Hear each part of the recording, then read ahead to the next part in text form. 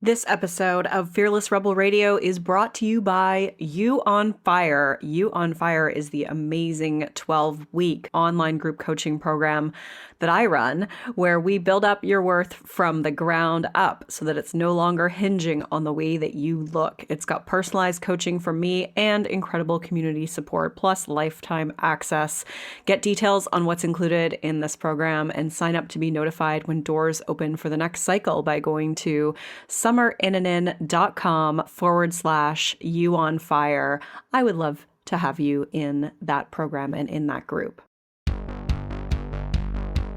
This is Fearless Rebel Radio, a podcast about body positivity, self-worth, anti-dieting, and feminism. I am your host, Summer Inanen, a professionally trained coach specializing in body image, self-worth, and confidence, and the best-selling author of Body Image Remix. If you're ready to break free of societal standards and stop living behind the number on your scale, then you have come to the right place. Welcome to the show. This is episode 174, and I am solo doing something I've never done on this podcast. I'm going to share my story and some of the lessons I've learned from recovering from decades of chronic dieting and body hate. You can find all the links and resources mentioned in this episode at summerinanen.com/174. Before we begin, I want to give a shout out to Intuitive RD, who left this amazing review. I really enjoy listening to Summer smash diet culture and the incessant need that women feel to be smaller. I've listened to many of them, but most recently, the ones on body image are wonderful. Thank you so much, Intuitive RD. I wonder if that is Kirsten, the actual Intuitive RD. Well, if it is, thank you and hi. And it was so nice chatting with you earlier this week on your podcast, which those of you can listen to by going to the Intuitive RD's podcast, which is called Intuitive Bites. And if that wasn't Kirsten who left that review, then whoever else is using the tag Intuitive RD, thank you so much. I really appreciate it. You can leave a review by going to iTunes, selecting ratings and reviews, and clicking to leave a review. It helps others to find the show here and everything that you're learning. And you can also help this show out by subscribing. So subscribe via iTunes or Spotify or Stitcher or whatever platform you're using to listen to podcasts. And lastly, you can get the free 10-day body confidence makeover at summerinanen.com/freebies with 10 steps to take right now to feel better in your body. So for this episode, I wanted to do something I've never done before, which is talk about my story. It has been 174 episodes and I've never shared my story. I was looking back and I realized that the very first episode of this, I said something along the lines of, I'm not going to be sharing my story in this first episode and maybe I'll do it at a later date. I've talked about it a little bit on other people's podcasts and written interviews that I've done and things like that. But I've never shared it on my own. And I've shared bits and pieces of it and have talked about it, like I said, on other people's platforms. But I wanted to open up about it today and specifically use it to share lessons I've learned in doing this work and working with others over the last several years. So I've hesitated to share my story on here for a couple of reasons. Number one, I really don't want my story to supersede my coaching training and experience. My story is part of who I am, and it drove me to want to pursue helping people with body image, self-worth, and confidence. But that's not what I want to be known for. I want to be known and respected for my expertise on the subject matter, my ability as a coach, and not my experience as a chronic dieter. Although, it certainly helps give me a perspective, but my lived experience is not the same as others. And so I don't bring that into my coaching practice. My coaching practice is based on my coaching training and my expertise in that area. And so that's why I've always sort of divested the two and kept them separate. And then the other reason why I haven't really shared it is because I have a lot of privilege as a cis, hetero, medium-sized, kind of cute white woman, and I don't experience things like weight discrimination or racism, which will have a big impact on our body image and the way we feel about ourselves. So, I would never want to say, if I can do this, so can you. And that's why I've held back on sharing that story and have instead chosen to share other people's stories that represent a wide range of experiences and lived experiences that I don't have. But why I decided to share share it today was for a few reasons. I wanted to give you some lessons that I've learned. I want to share some things because I know a lot of you listening are maybe newer in this process, newer in this journey, and maybe it would be helpful to kind of know like, oh, okay, there's something that I can maybe do better or do differently, or I haven't thought about it that way. And that could be really helpful for me as I'm moving forward. And I also just want to illustrate, what a disordered relationship with food and exercise looks like, because I honestly thought that everything I was doing was normal and healthy. And so maybe some of the things that I'm going to mention without going into too many specifics is something that you can just resonate with and then hopefully know, okay, that's not normal. It doesn't mean you're broken. It just means that you've been influenced by diet culture, but there is a way out and it doesn't need to be that way. And that you're not alone. That's really important too. And I want to illustrate what a healthy relationship with food and movement can look like, and that doesn't come overnight. And I also just want parents who are listening to hear more about what you can do to ensure your child has a more healthy relationship with food and movement than I did. So those are my reasons behind wanting to share my story. And I'll be curious to know what you take away from it and whether you found it helpful. But let's dive in. So as a kid, my story is probably pretty similar to a lot of people. I don't remember ever feeling good in my body. I was really always sort of like a more self-conscious, shy kid, which now I realize is just sort of traits of being an introvert. I was never athletic, and I was teased and bullied for my body from a young age a lot. So I have an older brother. He's 5 years older than me. We have a really great relationship now. But when I was a kid, I was bullied a lot by him, like mentally and emotionally. And he really teased me for my body incessantly. Like, it's traumatizing, really, what I experienced. And I'll talk a little bit about, forgiveness and working through that. But when I look at pictures, I was clearly in a straight size body, but it didn't feel that way because I was constantly teased for it, constantly bullied. Anytime I ate something, anytime I walked through the house, it was relentless. And so that created a lot of shame inside of me. And I went from not feeling good in my body to really hating it before I was even a teenager. Like, that's just what I remember, is just absolutely hating my body and thinking like this is the worst possible thing that I could have. So that was a huge factor in why I started dieting. But I also never really had a normal relationship with food. So my mom was always yo-yo dieting. From the time I can remember, my mom was always kind of on or off a diet. I remember her taking me to Weight Watchers meetings, like her Weight Watchers weigh-ins. And she was always talking about how good or bad we were for eating certain things. And she was always talking negatively about her body, asking me what I thought of her body and things like that. And so the messages that I got really early on were fat is bad and it is to be avoided. Like, we are supposed to be thinner is better. And in terms of my relationship with food, it was a really interesting dichotomy because my mom is half Italian. So I grew up with a lot of Italian influence. You wouldn't know I'm part Italian, but I am. And so I grew up with this message that, food is love. And we were always encouraged to eat more. I'd go to my grandmother's house and have this massive dinner. And then she'd come out 30 minutes later and say, who needs a sandwich? And we'd be stuffed and then, encouraged to eat more. And we were applauded for eating. And then on the other side of the coin, I wasn't allowed any sugar and very limited processed food. So my mom used to take me to this weird health food store, which was in the 80s. So this was pre-Whole Foods and pre-health food stores. So nowadays this would seem like a normal store, but back in the 80s, this was a very strange store. And that's where we would get, cereal with no sugar and peanut butter with no sugar and cookies with carob chips instead of chocolate chips and just gross stuff.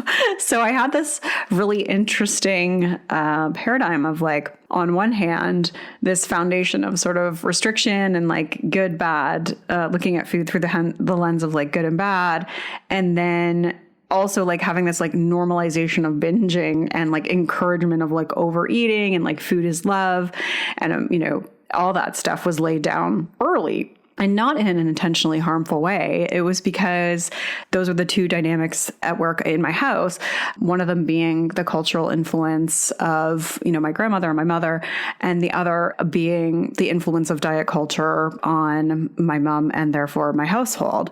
And for me, like I just always lived this life of restriction and binging because we weren't allowed anything with sugar in it. Like everything was more like quote unquote, like health food store type stuff.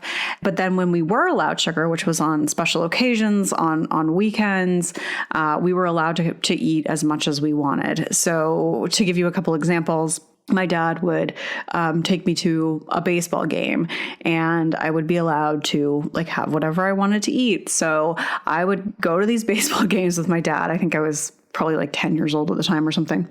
And I would spend the entire game eating like everything at the concession stand, which there's nothing wrong with. But because all that stuff was forbidden, I would just stuff myself. And then as soon as I was stuffed, I would be like, can we go home? We'd always have to go home in like the 7th inning.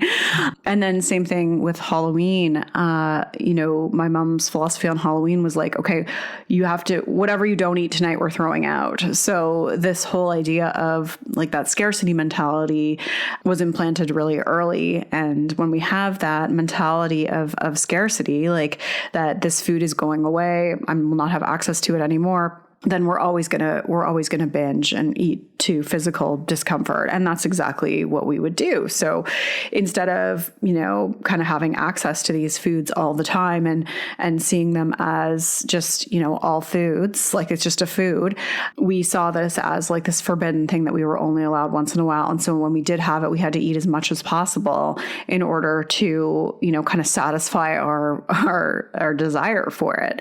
And that's dieting, right? Like, but as a kid, that was just the way that we were brought up to eat. And like, I wasn't necessarily restricted. Like I was eating fairly intuitively, but within the confines of what I had learned was, the foods that were accessible in my house. Sorry, there's a siren going off behind me. You can hear that. So that distracted me for a second there. But you can see how this restrict binge cycle was happening before I was even actively engaging in dieting. And like, this is just what I thought was normal. And I see this, like a lot of parents think like, I'm just doing what's best for my child. Like I don't want my child to have sugar. I want to like control what we eat in the house. And to some extent, like that's fine. But then, depending on how it's worded, depending on how you do handle things like sugar, you start to create this relationship where kids are seeing food through the lens of good or bad. There was a lot of talk of like, we're eating this, we're being bad right now in my household. So, like we're eating chocolate bars, we're being so bad, like let's be bad together. Like that was a lot of the language that was talked about as it relates to food, or like good for you for eating that. And so that all that stuff is diet culture talk right there. And that was my relationship with food as a child. And then around the age of 12 is when things started to really shift in terms of my body image, because I hit puberty quite early and my body changed quite rapidly compared to some of my friends. And I remember I was a synchronized swimmer when I was that age. And it was actually like the one sport I was quite good at. But it was, one of the things they did there was body fat testing. And I don't remember specifically what they said about my results, but I do remember thinking I needed to lose weight. Like I remember that being part of it as a result. And so then I started to kind of think like, okay, I need to lose weight. Like that was the age that I remember thinking I need to start to lose weight. And I got teased more for my body then because I got big boobs really quickly. So the kids at school would make fun of me about that. And I also remember around this time sitting on my bed and my mom pointed at my tummy and said, we need to do something about this, because my body had changed quite rapidly when I hit puberty, which now I know is totally normal. And actually one of the lessons I want people to take away from this is that, a significant increase in weight can happen around puberty, especially for females as a result of the hormonal changes that are happening. And so I think I hear sometimes parents getting alarmed because they see their child's body changing quite rapidly, but it's normal. That's what we're supposed to do. And unfortunately, in my case here, it just seemed like it was more excessive, I guess. And that was really when I started to kind of actively try to change my body. So I would exercise in my room and nothing extreme. I wasn't cutting out foods, but I just sort of was thinking okay, I need to lose weight. And I remember talking about it with some of my friends, they were eating some diet food and stuff like that. That's when it started to pop up for me. And shortly after that, I was diagnosed with depression and had a couple of really rough years. And that sort of really threw gasoline on the fire in terms of the way that I felt about myself and just feeling like there was something wrong with me and really just feeling really bad about who I was and hating my body. And then, once I entered into high school, I think this is one of the biggest catalysts. And again, this is a lesson, especially for parents, but I was 14 years old. We had to do an assignment for science class that involved tracking our calories and macronutrients. And we had to do it, I think it was for a week or something like that. And my mom had, which I know seems absolutely ridiculous in hindsight, right? But I heard from someone who is a podcast listener who follows me recently that their daughter was given the same homework assignment to track calories. I don't know if they had to track macronutrients, but they had to track calories. And it just blows my mind because this can be such a catalyst to disordered eating. That's something that no one should do, let alone kids and teenagers who are much more vulnerable to that kind of messaging. But for me, when I did the assignment, my mom had this diet book with macronutrients listed for each food. So I used that for the assignment. And I remember my mom saying well, if you want to lose weight, you have to eat a certain number of grams of fat or less. And I'm not going to say the number because it's ridiculous and low and wouldn't be enough to sustain any human. And was also, this was early 90s. So still super into the low fat craze. But after doing that assignment, I remember that's when I started to be really conscious of calories and really conscious of macronutrients. And I stopped eating peanut butter and I started to eat low fat foods that were super popular in the 90s. And I was on that low fat train for way too long before it then switched to a low carb train. And then who knows what the trend's going to be in a couple of years. But, looking back, I don't recall ever following a diet, quote unquote, during that time. I never said okay, I'm going to do this, but it was just, I started to become really hyper conscious of what I was eating and the macronutrients in my food. And I started to try to exercise more with the intention of trying to lose weight. And my best friend through high school, she had because my food was, we had different stuff at my house than my friends had. My friend had this cupboard of cookies and chips and Twinkies and everything, just everything. Right. And, I remember just going to her house every weekend and just eating her entire pantry and I would just go to her house and binge. And I don't remember feeling guilty about that at the time. So I was just in this normal restrict binge cycle for most of my life, but there wasn't a lot of guilt or shame around that until later on when I was really being more intentional with the restriction versus it being just kind of the result of the way that I'd been raised around food. And because I was never really, at that time, I wasn't really restricting calories that much. I was just, being more conscious of things. And it still felt kind of normal and kind of innocent. And so I just pause in the story here because there's some things I just want to call out. If you're a parent, this stuff starts really early and kids are watching and learning from everything that you do. The research says that 1 in 4 kids have already tried dieting by the age of 7. 7 years old. That blows my mind. And the message for me that was loud and clear was that fat is bad and something to be avoided, which is really the message of our fat phobic culture. But that message was never challenged for me at home. In fact, it was propped up and that's what I was, that's what I interpreted as believing is true. And, I learned that as women, we needed to be thin, and that was reinforced at home. And all the media that I was exposed to contained images of thin, white, socially attractive women. And, Disney movies always had a really thin woman who needed to be saved by a prince, very sexist. There was no media literacy happening in my household. This was the time where Special K had this ad campaign that said you can't pinch an inch. And it was you shouldn't be able to pinch an inch of your waist, which yeah, you should probably be able to pinch more is the way that I would respond to that now. But anyways, it was just, that was the time. That was the times that we were in. Diet culture, sexism, patriarchal society, stuff that we still have, obviously. Now it's just sort of morphed into a different form. But back then it was, the message was loud and clear that you had to be thin. And I learned that some foods are good and others are bad, and that, we're bad if we eat them. And so the overarching message of, watch what you eat and eat less and move more was really embedded into my brain. And so what I really learned from that time of my life was, one, we have to speak up when we see problematic assignments and teachings in school, because I think that was one of the biggest triggers for my disordered eating that later really kind of blew up on me.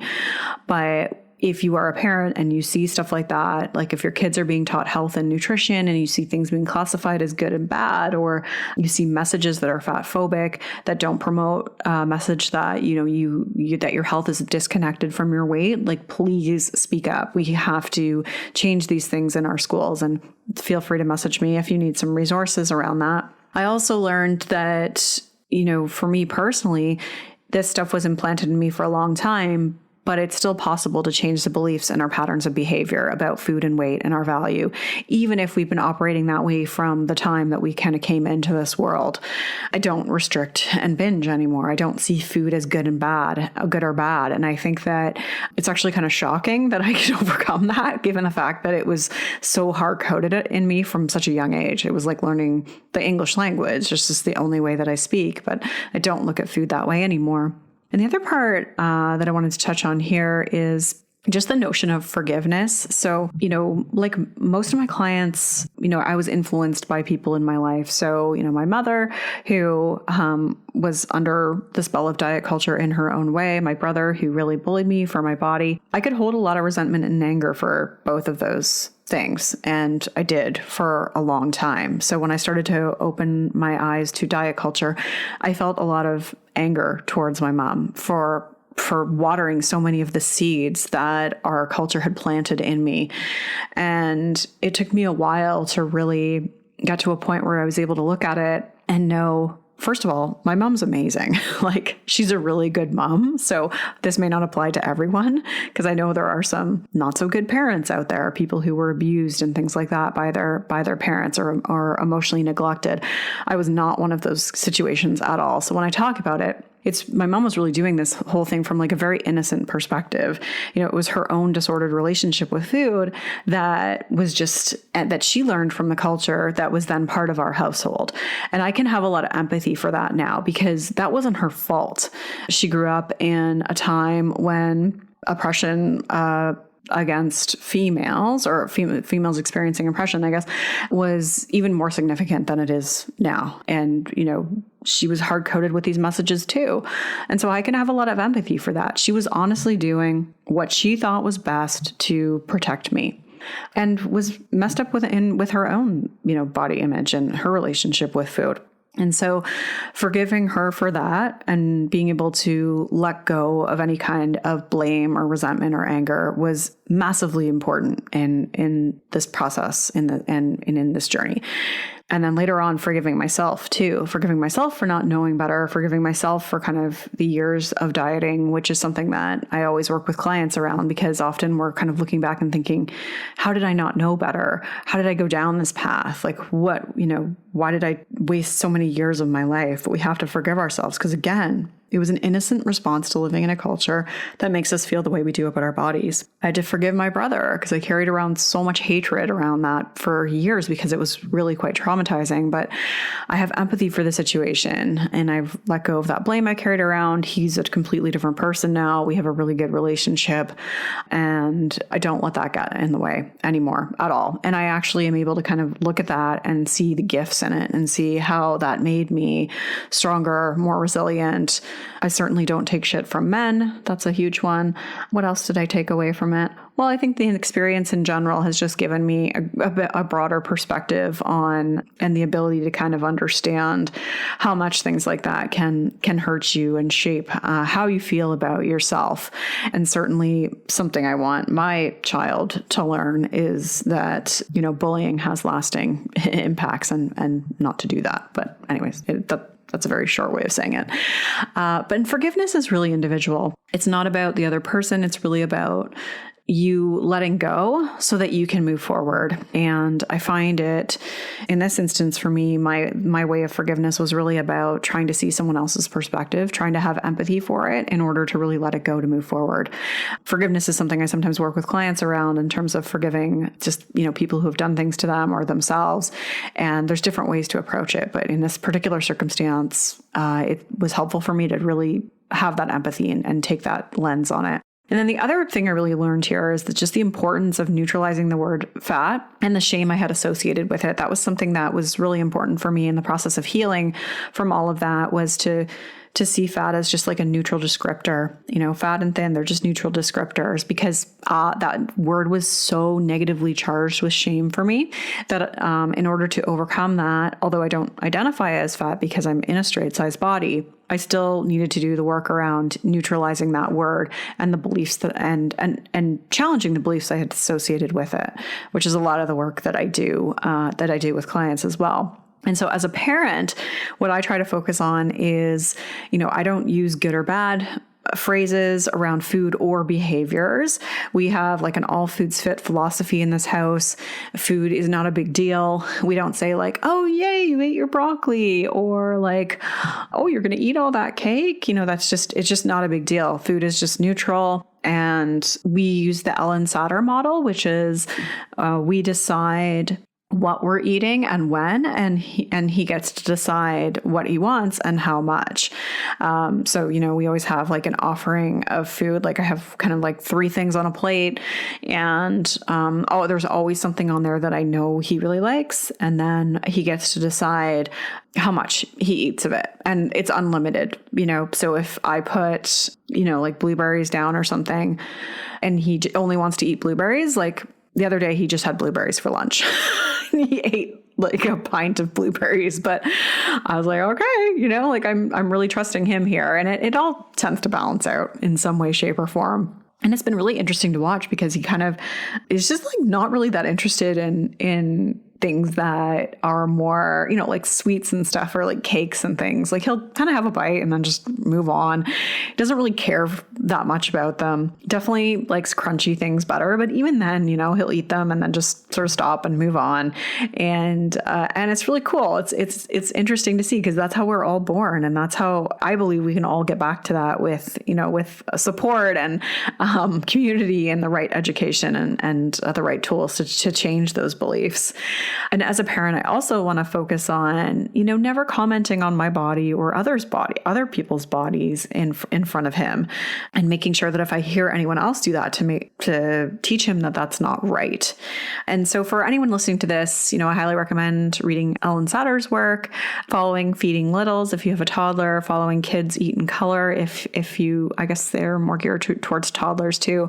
I'm sure there's other ones that talk more specifically to kids. Virginia Soul-Smith, who was on one of the earlier episodes this season, talks a lot more about this as it relates to kids, and specifically slightly older, because I think our kids are slightly older, I think. Anyways, and if you aren't a parent, but you know someone who is, then you can always pass along this information for them too.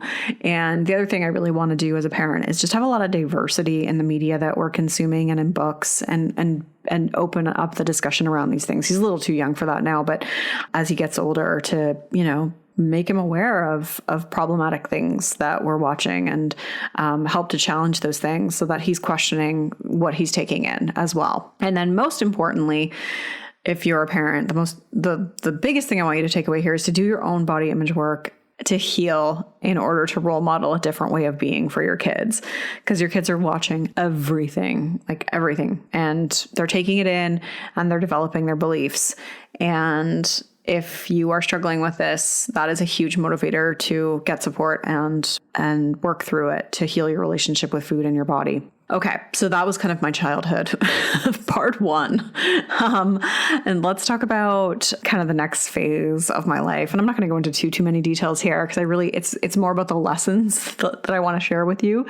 But once I hit university and had the freedom to eat whatever I wanted, I did. So like that first year, I pretty much lived off grilled cheese and cheesy bread from Domino's and rum and Coke and like not a lot of other stuff. And I didn't work out once. And I don't know what shifted for me specifically, but somewhere along the way, further into my second or third year in university, I started to get really into exercising as a means of losing weight. And then by my last year of university, that was when things got pretty intense. And that's when I was actively dieting and over exercising. And that started to kind of get more intense after I graduated from school and started working in the corporate world. And I can't pinpoint anything specifically that triggered it. It just sort of happened and then gradually intensified. It, just became this quest. Like I always sort of hated my body, but it became this quest for me to like lose the weight once and for all. I was the biggest one out of all my friends. And again, I'm in a straight size body here. So this is coming from like that perspective, but I always was like, well, if they can be smaller, like why can't I? And I remember being at my smallest and still hating my body. And that was a common theme through all these years. Like it was never enough. I would maybe think it was okay for like a day. And then I'd be like, oh no, like it's not good enough. I don't know. I guess I needed to be invisible for it to be good enough. And isn't that the metaphor for it all, really? Like that we're just trying to make ourselves less visible and at the same time more visible because we just want the validation for being like attractive in the social currency. Anyways, I'm not going to unpack that because that's kind of a deep thought, but I'm just throwing that in there. But my appearance defined who I was, and it was really dependent on others giving me validation, getting compliments from other people. Like that was like the only thing that I wanted. And I guess it was just, feeling unlovable and unworthy, not feeling good enough. And I wanted that validation from other people. And so that pattern of compulsively exercising and restricting food during the week and then binging on weekends, I lived like that for years. And then when I was in my late 20s, that's when I discovered CrossFit. And at the time it was just called a boot camp. And then I later found out it was actually a CrossFit.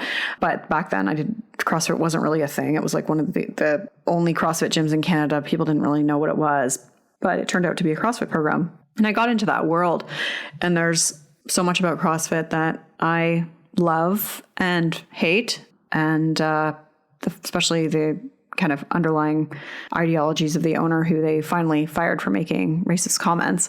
But aside from that, at the time, this was many years ago. This was like 14 years ago now, 13 years ago. But at the time, anyways, it all fed into my disordered behaviors because I was like, oh, I want to look like a CrossFit person.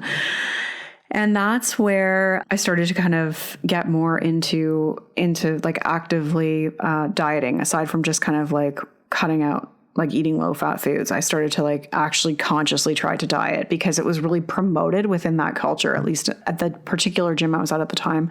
Every gym is different.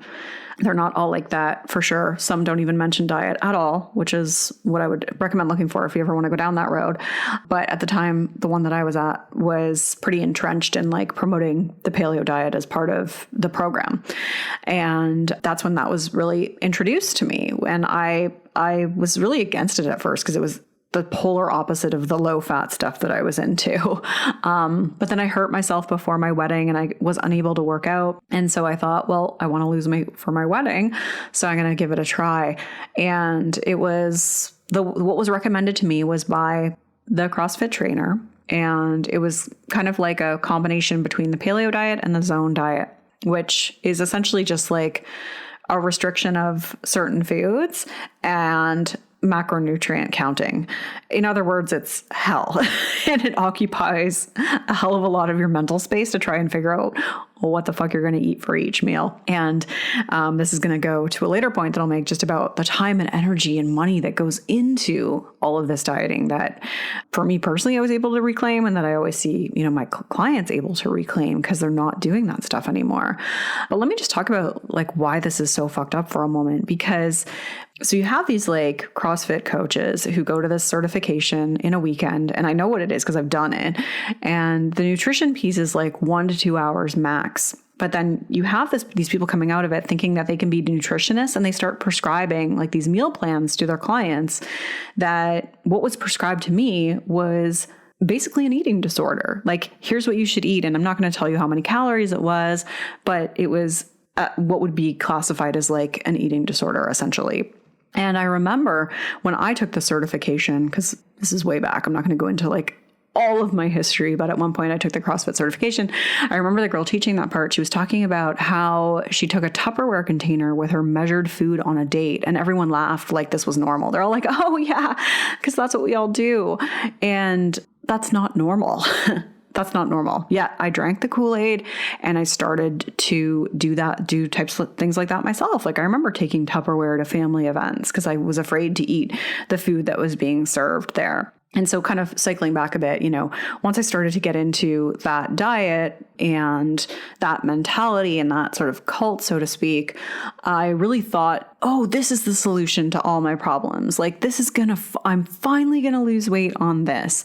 And I remember getting down to, probably the thinnest I had been. And like, still, it was never enough. And then what would happen was I would just eat everything. So I would try to eat really strict for a certain period of time, and then I would eat everything under the sun and gain everything back plus more. And that cycle continued for a really long time. And then as it gradually, my body just couldn't do it anymore. And I remember like just not being able to even restrict for like 3 or 4 days. Like that was the most I could do it. And then I would basically just like binge on the weekends. And at one point in time, I remember I went on a trip and I gained 10 pounds in 2 weeks because I just was like, had been restricting so much before. And that's the cycle of the restrict, binge, regain more weight that started to set in for me and that pattern continued for a few more years. So everything sort of progressively got worse as I got older. And that's why whenever I have clients that are younger, I'm like, oh, you're so lucky you get out of this sooner than I did. And then at the same time, I have clients that are older and I'm like, it's not too late. We can help you. But, at one point in time, I was going into work and I was spending the first 20 minutes of my day inputting food into a spreadsheet to track my macronutrients. And I was working out just way too excessively. And it was taking up so much time and energy. And I remember sitting there doing this and I was like, how am I supposed to keep this up? Like, I don't think I'd ever really thought about the fact that, I don't know, in my mind, I sort of thought like, okay, you diet and then your body just stays smaller and then you can eat normal again and your body will stay smaller. But I never really I just remember having this moment where I was like, wait a minute, am I going to have to keep this up? Like, am I going to need this spreadsheet to track my food for the rest of my life? And it started, I slowly started to kind of think like, wait a minute, but I was still so obsessed and, I drank so much of the Kool-Aid, like diet culture had just infiltrated my brain so much. And I was trying to just feed this sense of unworthiness by trying to be thinner that it was kind of a fleeting thought and I just sort of let it go. And I just went through my life, just constantly feeling panic and shame about my body. All my food decisions were based on whether or not something would cause me to gain or lose weight, which is not a good relationship with food. I was comparing myself to other people, just constantly picking myself apart, hated myself in pictures, compulsively stepping on the scale, checking my body in the mirror, avoiding social occasions because I couldn't control the food. And I just operated that way for years. And I definitely had body dysmorphia. When I look back. But, this was kind of this is when things really got the most escalated, I guess you could say. And let me pause here and just talk about what I learned from this period of my life. Number one, health and nutrition advice is usually rooted in fat phobia and often disordered. So, one of the things that I encourage you to do and people to do is to really read Body Respect by Lindo Bacon and Lucy Amefor and know that your BMI is not connected to health, that a lot of that is a myth. Christy Harrison does an amazing job of unpacking that in Anti-Diet, actually. Highly recommend that book. And know that it's okay to question health and nutrition advice that you're getting. And that if it is rooted in fat phobia, it is probably not the best advice. It's probably incorrect in some way, shape, or form. And often a lot of the advice we get from these experts, quote unquote, is disordered. The other thing I really learned here is that dieting gives us a sense of community validation and belonging, which a lot of us are seeking when we don't feel good enough. When we have that lower sense of worthiness, when we don't feel good enough, we seek out that community validation and belonging. It helps to boost our confidence, although it is fleeting. And dieting can sort of give you that. Like when I remember being in the paleo community, it was like, ooh, I found this like sense of community here. But really it was kind of rooted in diet culture, rooted in fat phobia. A lot of it's disordered, and it wasn't actually healthy. And what I really needed was to have communities outside of that and to know that I was good enough regardless of like whether I was getting validation from others. Dieting can become your sense of purpose, which makes it even harder to break free from. And that's one of the things that I really work with people around, is helping them to define their sense of purpose outside of that, now that they're no longer in that world and dieting. And the other thing that I learned is that disordered behaviors can escalate slowly over time, and something may seem pretty innocent and then get increasingly more problematic. And it's hard to know that when you're in it, because I honestly thought everything I was doing was healthy. I really thought that was normal and healthy because I had a trainer telling me that. I had other people telling me that. It was being validated by the paleo community. Like everything was being promoted from under the guise of health. And this is kind of the shift of when things went from being more like low fat diet culture to wellness culture that is really diet culture in disguise. And we have to be really critical of those things because they're preaching empowerment, they're preaching health, and really they're not. They're not healthy, and it's not empowering because it's taking our time, our energy, and money, and it's not actually making us more healthy. It's depleting our mental health. It's in some cases like, messing up with our physical health as well. And I truly believed at the time, that everyone could just be thinner if they worked hard enough. And that's the biggest piece of bullshit advice that diet culture sells us. Like that is what diet culture is propped up by, this belief that if we only worked hard enough, if we only found the one diet that would work for us, we could all be thinner. And that's why we think we're broken. I thought I was broken. I'm sure many of you can relate to that, but that's how it remains so profitable, because it feeds into this idea that we're broken because we haven't figured it out yet.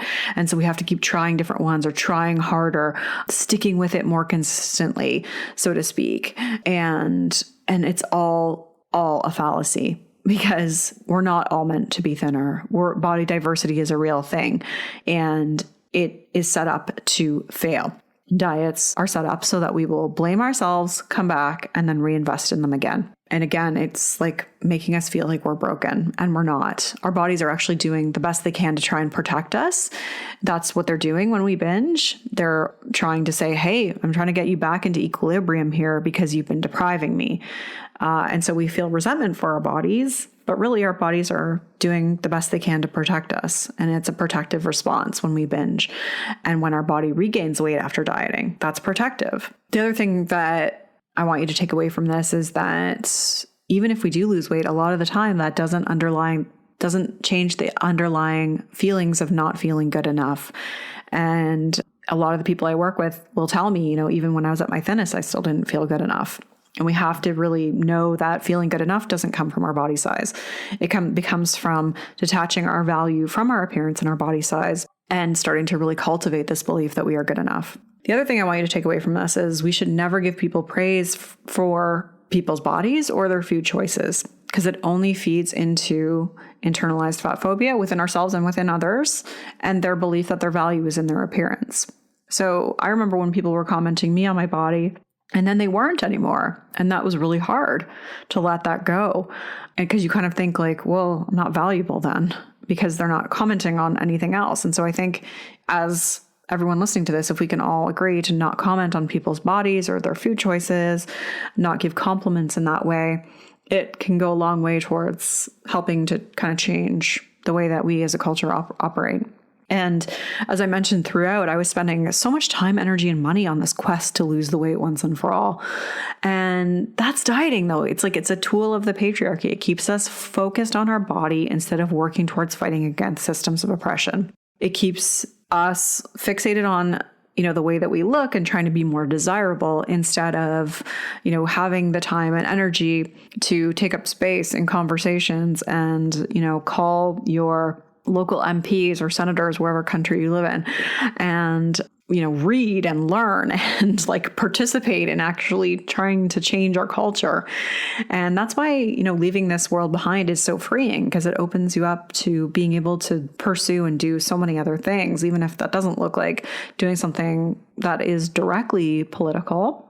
In many ways, just resisting it is a political act, and being a role model for others as a result is as well. We are going to end this episode here, and I'm going to pick it back up next week with part 2, where I talk about the healing process and how I came to the other side, and what I will call my diet culture awakening, and some of the specific things I learned there when I finally started to try to eat intuitively, and when I was initially learning to accept my body, as well as some of the specific steps that I took and things that I give to clients when they are starting this work that are critical in terms of breaking free of body obsession and weight obsession and food obsession. In the meantime, you can find the links and resources mentioned in this episode at summerinnanen.com/174, and I will talk to you next time. Rock on. I'm Summer Innanen, and I want to thank you for listening today. You can follow me on Instagram, Facebook, and Twitter at Summer Innanen. If you haven't yet, go to Apple Podcasts and subscribe, rate, and review this show. I would be so grateful. Until next time, rock on.